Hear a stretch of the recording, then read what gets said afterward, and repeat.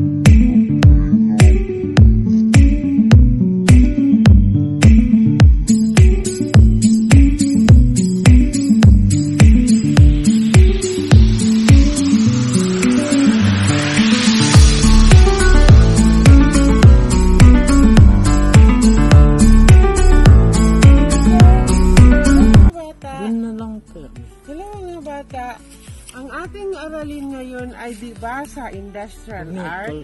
Nakita niyo itong puno na to? Ito ang puno ng kawayan. Ang kawayan ay isa sa mga materyales na ginagamit sa industrial art. Ito ang puno niya. Pero maliit pa siyang kawayan, guys. Okay? Ito naman ang puno ng niyog. Ang niyog na ito ay maraming magagawa sa puno ng niyog. Ang katawan nito pwede gawing bahay. Tapos yung bunga niya pwede gawing kotras. Ang dahon pwede gawing pangbalot ng pagkain, suman, like suman. Ang stick niya pwede gawing walis. So, walang matatapon sa puno ng oil pa. Niyog. Mula sa baba hanggang doon sa pataas.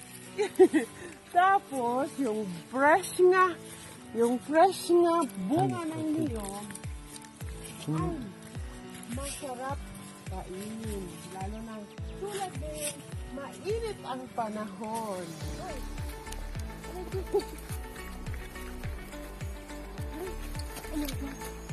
Ito video ka, Prince? Hala. Pupunta kami, guys, sa lupa na namana namin sa aming tarik tatay at nanay. Ito, ang bundok talaga. Ito mga plantito, ang laki ng badyang. Ang badyang ang may tubig dito. Oh.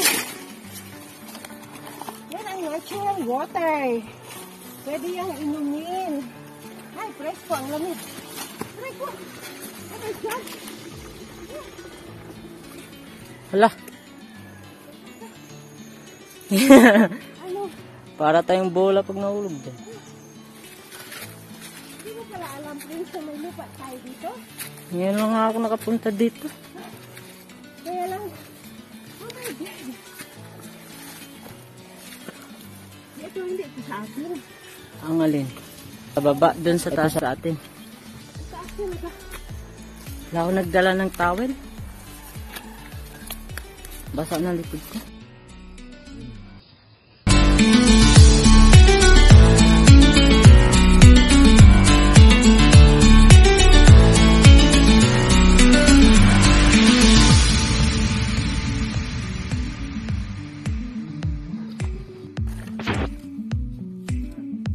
Hello guys! Time to harvest the coconut. Magha-harvest na kami ng coconut. Si Prince ang mag-akyat. Akyat ka na, Prince! Sige na, go na!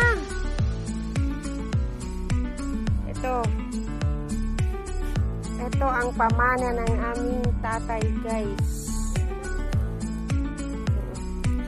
Pamana ng tatay namin. Pero Sobrang there's no glory without sacrifice. Bago ka makarating dito guys, grabe ang bundok akyatin. Taas na ito ng bundok ng Anulin. Akyat na Prince. Ayan, hindi pa nahakot na yun. Wala yun.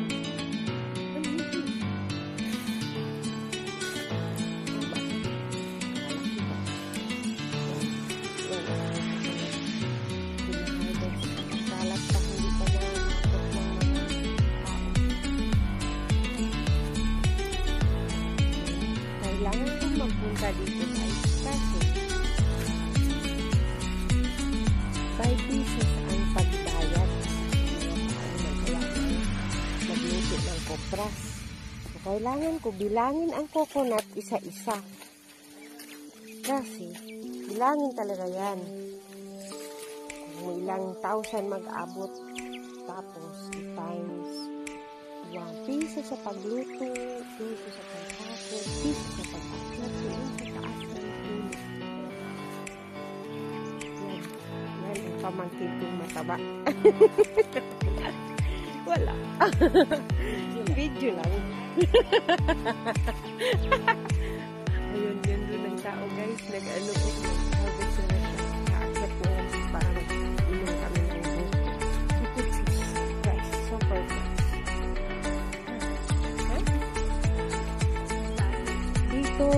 Dito ang tawag dito ay papahay. Dito niluluto ang kopras sa Chabacano or no. Sa Tagalog hindi ko alam. Bahay kubo. Dito niluluto ang kopras guys. Dito ganyan. Diyan ilagay ayos yung ano. Tapos dito sa ilang may underground yan. Napakot ang underground no.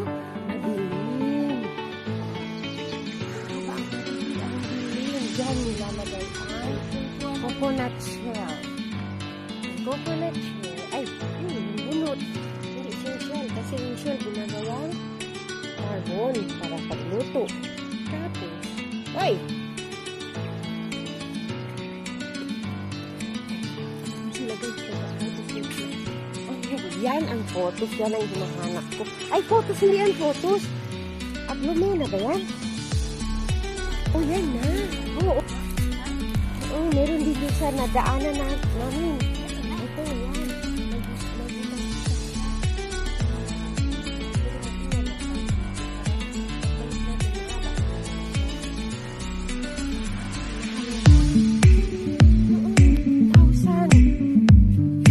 Pero malaki dyan. Maliit man doon. Payat siguro. Walang fertilizer.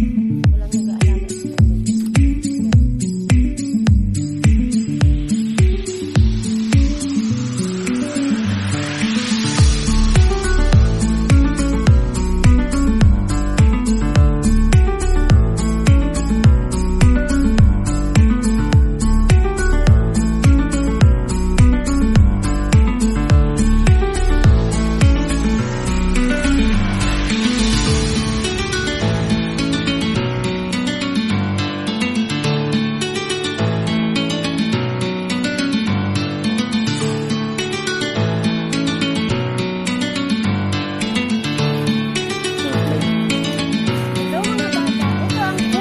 Tsokolate. Ang tawag dito, kokwa. Sa Bacano, bakit kokwa? Ang tawag dito, kokwa. Ito yung tsokolate. Ginagawang tsokolate, ginagawang Milo. Ginagawang tsokolate. Ito ang puno. Marami siyang bunga, guys. Oh, madaming tsokolate dito puno. Yan ang puno ng tsokolate. Oh, kung sinong hindi pa alam kung saan galing ang tsokolate, ito ang puno ng tsokolate. Ito ang bunga. Ang ganda guys. Pink na pink. Pink ba yan? Maroon? May pink, may maroon. Ang dami. Yan. Meron din maraming bulok. Sayang nabubulok lang kasi hindi kami nakakapunta dito palagi. Ito yung bulok. Yan. Hindi nabubulok na lang siya sa puno kasi ang bundok talaga to. Grabe pag mag-akyat dito. Andun green, so ang dami talaga puno, Prince. Lumupot yung dila. Oo. Dali, ubi mo na. Dagat fruta. Bulok daw, bulok. Ito ang tsokolate. Paborito ng mga bata. Paborito ng mga bata ang tsokolate. Tsokolate. Paano? Tsokolate. Tsokolate. Ayan, ang dami. Kaya lang,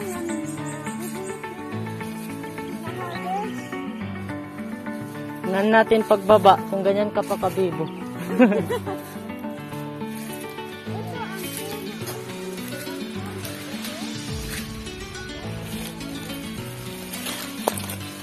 Bulok.